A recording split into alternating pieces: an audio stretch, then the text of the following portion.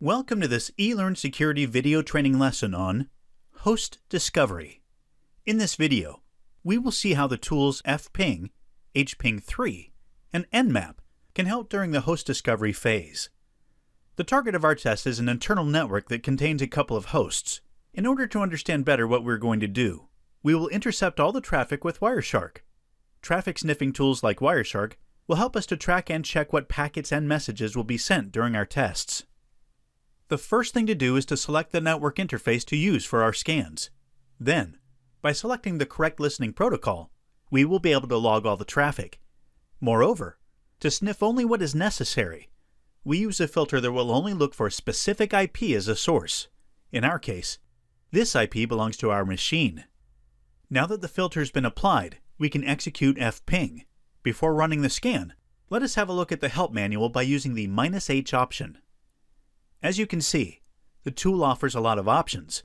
We will not go through all of them. Instead, we will focus on host discovery and configuration options. The most common Fping argument that we can use to discover live hosts in the network is a -A. This sends a few ICMP echo ping requests to the target IP address. The -A option also sends ICMP echo ping request packets. But this time, the output will contain only hosts that are alive. This is very helpful if we try to scan a set of IP addresses. Let's now see what happens when we try to contact a host that doesn't exist in the network. As we can see, the specific host is unreachable, and after a few broadcast ARP requests, Fping mentions the host is unreachable.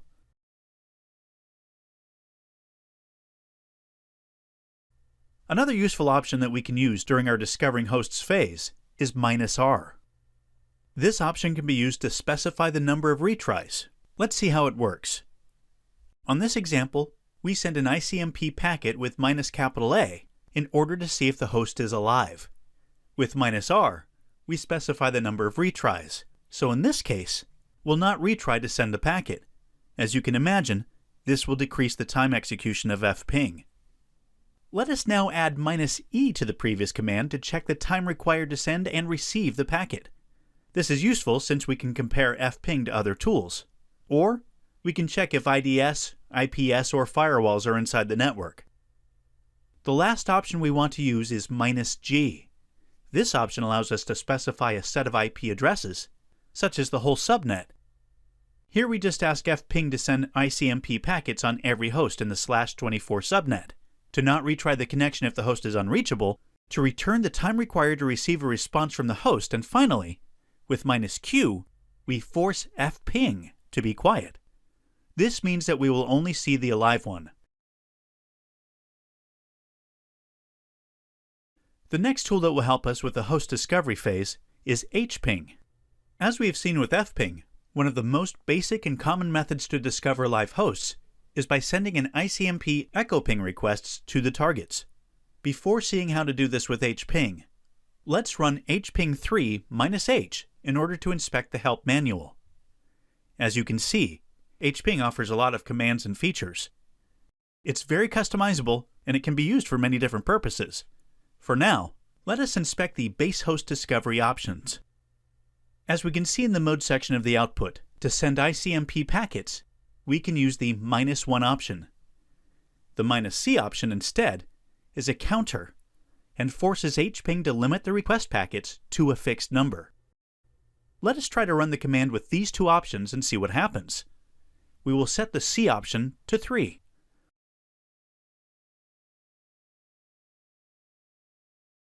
As we can see in Wireshark, it works great. Indeed, we have 3 ICMP requests and 3 ICMP replies. But there is more we can do.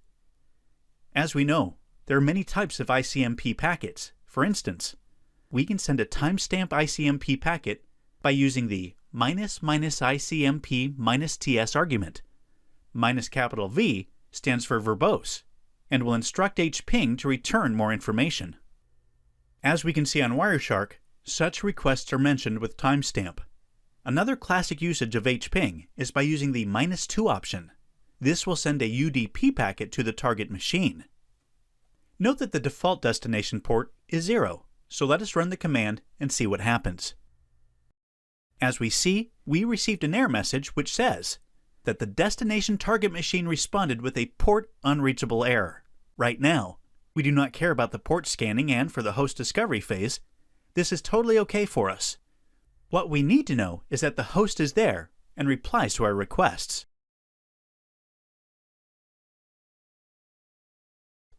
Another very basic host discovery method is to send a TCP SYN ping packet. All we have to do is send a TCP packet with the SYN flag set.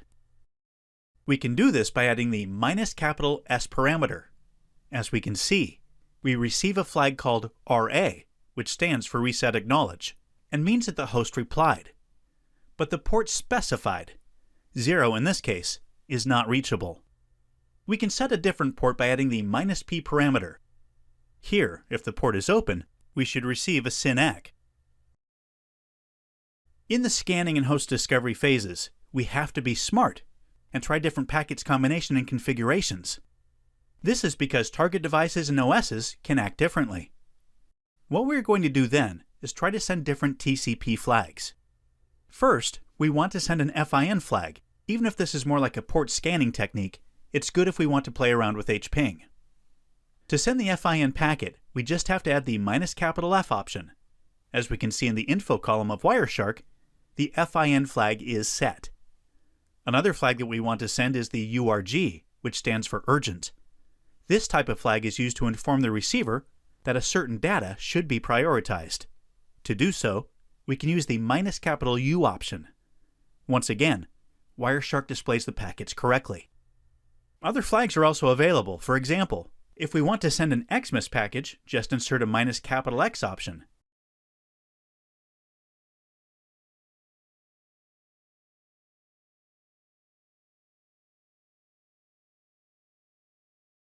While if we want to send a YMUS flag, we can send it by using the -Y parameter.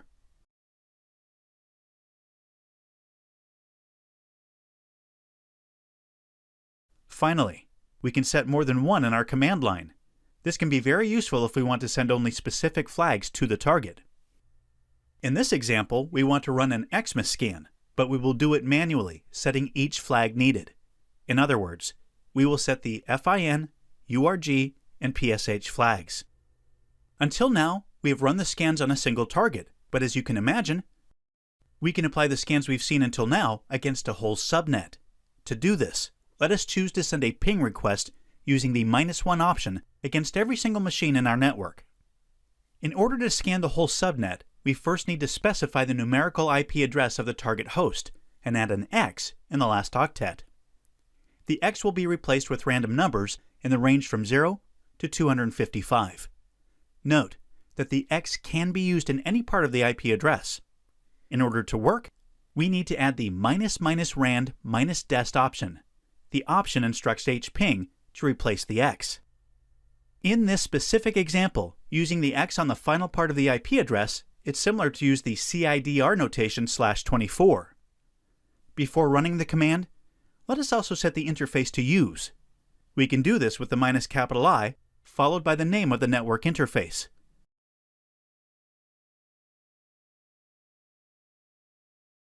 This process may take a while. We will wait until Hping finds the first host. And here we are. As we can see, our host was able to send an ICMP request to the IP address .32, meaning that the host is alive. We are not able to see the reply since we're filtering the packets with Wireshark. We suggest you test the same commands on your network and inspect all the packets with Wireshark. Nmap is one of the most popular tools for scanning networks, finding alive hosts, and much more. It has many options that can be used in different phases of a penetration test. Since we're interested in host discovery, the best way to start using this tool is by using the -SN argument. The -SN option stands for No Port Scan, but it is also known as ping scan. Before moving on, we can see that we can execute this command. We can see that when we execute this command, we can't see any traffic in Wireshark except for a DNS query. This happens because Nmap, by default, uses ARP packets. If our machine is in the same network of the target, it does this because the ARP is faster. To avoid this behavior, we'll have to use the ---- disable ARP ping parameter. After this, we will be able to execute our -sn command, which acts as follows. It first sends an ICMP echo request to the target machine. Then it sends a TCP packet with the SYN flag enabled at the HTTPS port. Then, an ACK packet at HTTP port 80. And finally, it sends a timestamp ICMP packet. Keep in mind that we executed this command with sudo, because unprivileged users can only send SYN packets to port 80 and 443. The -sn option can be combined with almost all other probe options. The probe options start with a capital P and are used to customize and give flexibility to the Nmap scans. For example, we can use the -P_S options, which sends a TCP packet with a SYN flag attached. If the host is alive and the port is open, the target machine will reply with a SYN ACK so as to establish a TCP connection. But then, our attacking machine will drop the connection by sending an RST packet. Keep in mind that the RST packet is sent from the operating system and not from Nmap. This happens because of the unexpected SYN ACK packet that was received. Notice that we can specify the port we would like to send the SYN packet. We can do this by adding the previous command to the target port number without any spaces between them. Here, we send a SYN packet on port 53.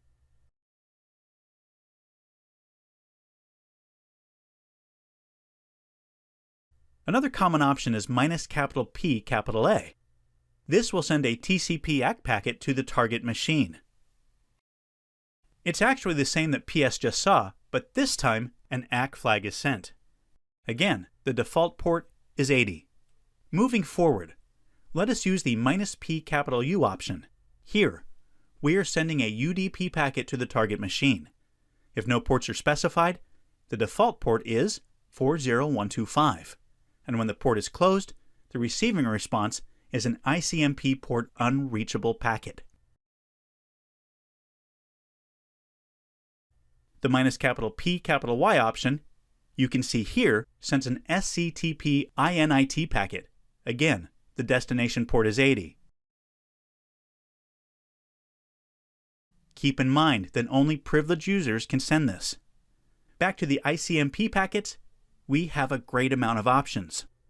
First, and these are the most common options, we can use -P_E to send an ICMP echo request. Another option is -P_M. This sends an ICMP address mask request. Such packets will probably disclose a lot of information on the response. Most likely, the host machines will turn down such packets. Routers and misconfigured machines will probably accept them though. The -P argument is also a good option that may reveal several bits of information. Not only can we get the time from the target machine, but it's also an effective way to find active hosts.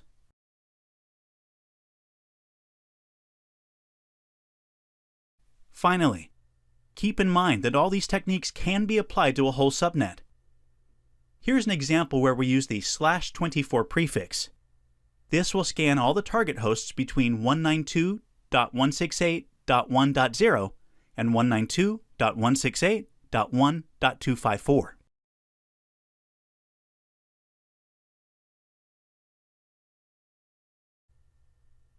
In this video, we've seen different tools and different techniques that can be used to enumerate and discover hosts. Every technique has its own purpose, and knowing them will allow you to perform a great host discovery phase during your pen tests. Remember also that during your test, it is very important to use tools like Wireshark in order to capture and analyze the packets later on. Thanks very much for joining us.